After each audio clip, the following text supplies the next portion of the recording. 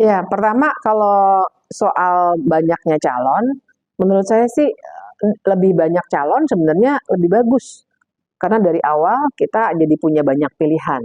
Dan jangan berpikir bahwa si partai-partai politik itu juga akan melihat pilpres itu seperti pemilihan ketua kelas.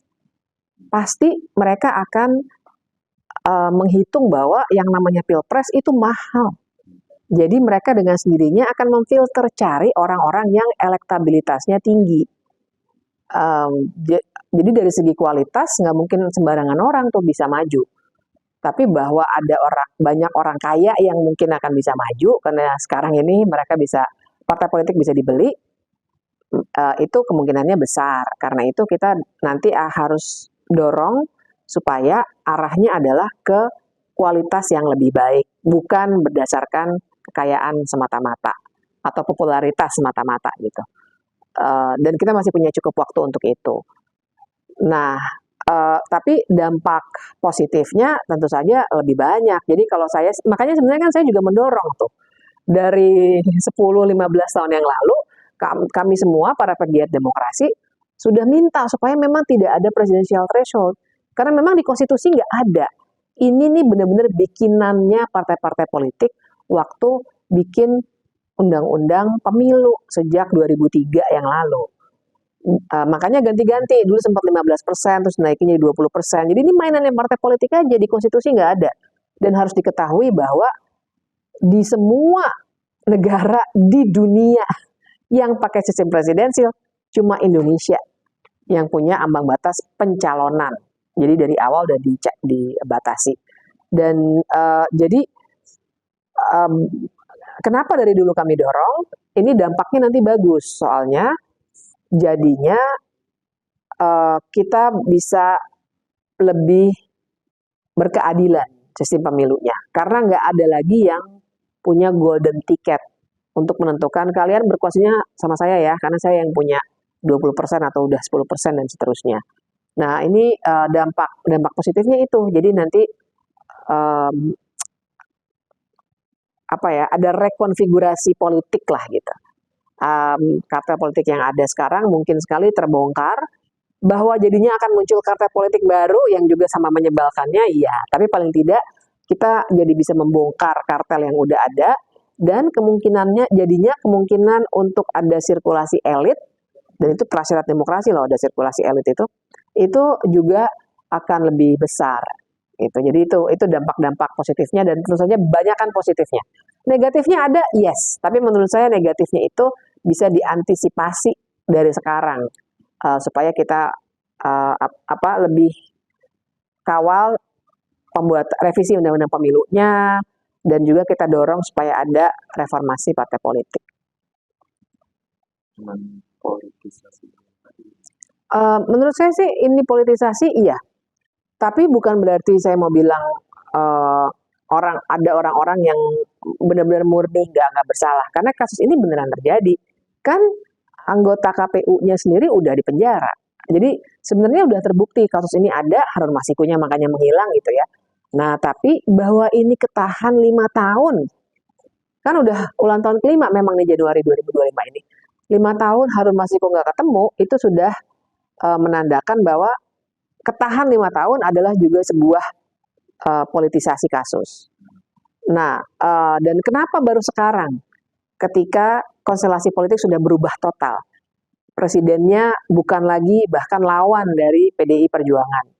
Nah, jadi buat saya memang kasus ini sangat highly political. Seharusnya kalau memang sudah jelas, kalaupun Harun Masiku nggak ketemu sampai sekarang, dan ada pihak-pihak yang dianggap bersalah, kenapa nggak dari 5 tahun yang lalu atau 3 tahun yang lalu minimal? Gitu. Jadi ini memang sangat-sangat politis, dan sekarang juga buat saya dramanya banyak banget. Yang saya dengar bahkan sebentar lagi Pak Hasto akan ditangkap tuh, ditahan ya jadinya. Dan ini kan juga drama ya, penggeledahannya aja kemarin ke rumahnya itu juga buat saya drama. Ini suatu praktek hukum yang tidak bagus, harusnya dijauhi.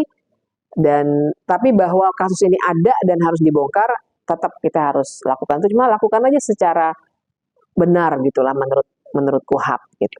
Di balik kasus ini Bu, siapa dia? Ya ini kita harus tunggu sih. Yang pasti ada hubungannya dengan PD Perjuangan. Harun Masiku kasusnya di PD Perjuangan kok. Nah, cuma siapa-siapanya itu ya harus diurai lebih jauh lah. Dan ini harusnya sudah terjadi sejak 5-4 tahun yang lalu gitu.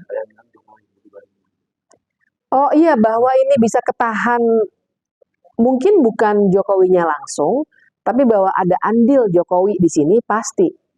Kenapa saya berani bilang pasti?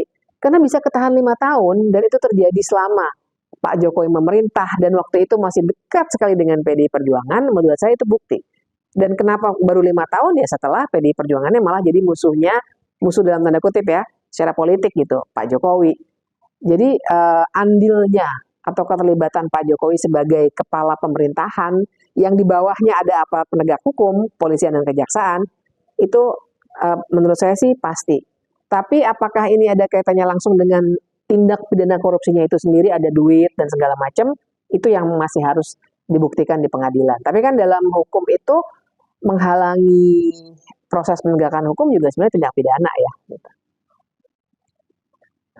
Ada dampaknya tentu saja supaya harusnya itu mengaktifasi aparat penegak hukum untuk menindaklanjuti laporan itu. Dan jadi menurut saya ini positif loh, karena jadinya level dunia yang membahas. Karena kalau level nasional ini udah banyak yang bahas. Jadi ini bukan baru. Sampai kami aja saya sama teman-teman bikin Mahkamah Rakyat tuh. Banyak media udah bikin evaluasi 10 tahun Jokowi. Jadi ini nggak baru sama sekali. Jadi bagusnya karena ini diangkat ke level internasional. Dan jangan lupa OCCRP itu memang bukan pengadilan. Jadi mereka memang nggak dituntut untuk menghadirkan bukti hukum. Mereka tuh lembaga jaringan jurnalis investigasi dan kredibel. 2017 mereka dapat Pulitzer Award karena waktu itu untuk kasus pelaporan Panama Papers yang juga melibatkan politisi Indonesia. Terus 2023 mereka pernah dicalonkan jadi penerima Nobel Perdamaian. Jadi mereka kredibel. Kalau dituntut pembuktian secara hukum, ya bukan pada tempatnya. Yang harus membuktikan secara hukum institusi di Indonesia, bukan OCCRP. Mereka jaringan jurnalis investigasi. Gitu. Bisa dilaporkan sih, kalau misalkan ada bukti atau apa? Nggak bisa.